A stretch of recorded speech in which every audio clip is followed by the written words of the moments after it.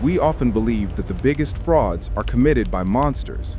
But what if the greatest financial trick of a generation was pulled off by a man who convinced the world he was a reluctant savior? A genius who wore t-shirts and shorts, obsessed with saving the world, all while building a crumbling empire of stolen funds. The biggest red flag wasn't the theft, it was the philanthropy. Because true deception is often hidden behind the guise of a savior. This is how FTX fooled the world, and the chilling psychological blueprint of Sam Bankman-Fried. In 2022, one of the world's youngest billionaires was arrested, accused of building his empire on lies. He was the face of crypto's bright future, a self-proclaimed genius who claimed he just wanted to make the world a better place. Celebrities, investors, and even politicians called him the good guy of finance. But behind that messy hair, calm voice, and nerdy savior image was a billion-dollar illusion. This is how FTX fooled the world. Sam Bankman-Fried wasn't a typical Wall Street type. He was awkward, idealistic, and constantly talked about math, ethics, and saving humanity. Born in 1992, raised by Stanford law professors, Sam was surrounded by intellect. He studied physics at MIT and graduated in 2014. But what really fascinated him wasn't equations, it was money. More specifically, how money could be used to maximize good. That idea led him to a movement called effective altruism, a philosophy that said, earn as much as you can so you can give as much as you can. It sounded noble, but it was also the first psychological seed of the scam. This is where the concept of moral licensing comes into play. Moral licensing is a psychological phenomenon where doing something good gives a person subconscious permission to do something bad later. Effective altruism, with its focus on abstract, far-future benefits, provided Sam with the ultimate moral cover. It was the justification for any behavior. He could rationalize, I'm only stealing billions now so I can save trillions of lives later. The means, no matter how illegal, were justified by the utopian ends. In 2017, Sam found a way to start his noble mission by exploiting inefficiencies in the new crypto market. He created Alameda Research, a trading firm that made millions in arbitrage, buying Bitcoin in one country and selling it higher in another. In less than a year, Alameda was generating tens of millions. And Sam realized something powerful. People trusted him because he looked nothing like the greedy banker stereotype. The perfect setup for the illusion to come. In 2019, Sam launched FTX, a crypto exchange that promised transparency, fairness, and safety. The timing was perfect. Crypto was booming. Bitcoin was climbing. Venture capitalists were desperate for the next big name. And Sam, with his awkward charm and for the greater good branding, became their golden boy. Within 2 years, FTX was valued at $32 billion. Celebrities like Tom Brady and Larry David endorsed it. Politicians took his donations. Sam promised to give away almost all his fortune to charity. On paper, he was living proof that you could be rich and righteous. This success was built on 2 powerful psychological flaws in the audience: authority bias and the halo effect. Investors wanted to believe in a genius, a savior who was different.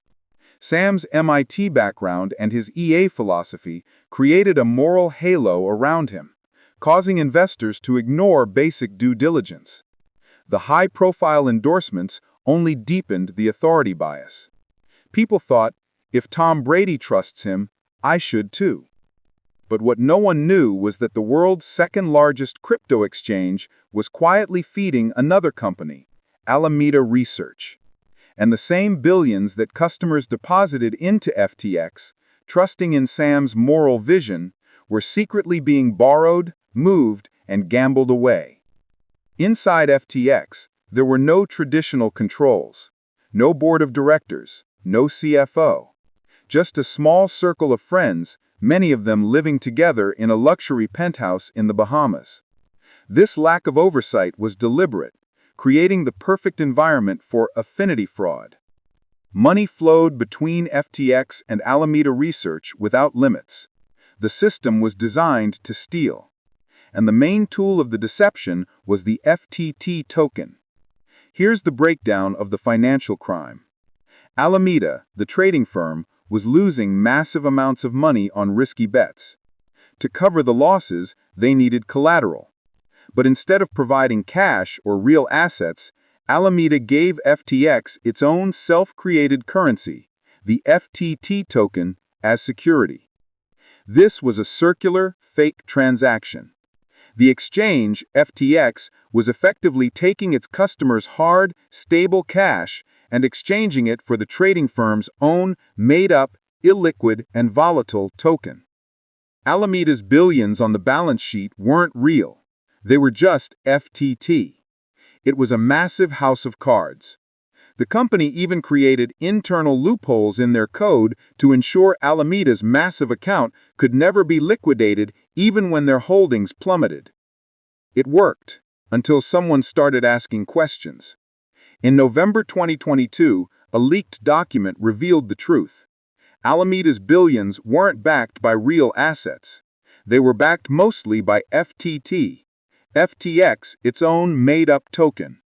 In a single week, confidence collapsed. Binance, FTX's biggest rival, announced it was selling all its FTT holdings. Panic spread like wildfire. Customers rushed to withdraw billions. But FTX didn't have the money. The cash was already gone. The empire was hollow. Within days, $8 billion of customer funds had vanished. FTX filed for bankruptcy. Employees fled. And Sam Bankman-Fried, once hailed as crypto's savior, was now accused of orchestrating one of the biggest frauds in financial history. The same investors who praised him turned against him. The same media that called him the next Warren Buffett began calling him the Bernie Madoff of crypto. When Sam was arrested in the Bahamas, he still claimed it was all a misunderstanding. He said, "I never tried to commit fraud." This is the final, chilling psychological chapter. Prosecutors argued that Sam demonstrated a fundamental lack of remorse, viewing the theft of customer funds not as a moral crime, but as a temporary, utilitarian error on the path to a higher goal. He stole billions, lied to investors, and manipulated markets for personal gain, all while keeping the moral cover of philanthropy. Behind all the math, the charity, and the talk about ethics was an obsession with absolute control.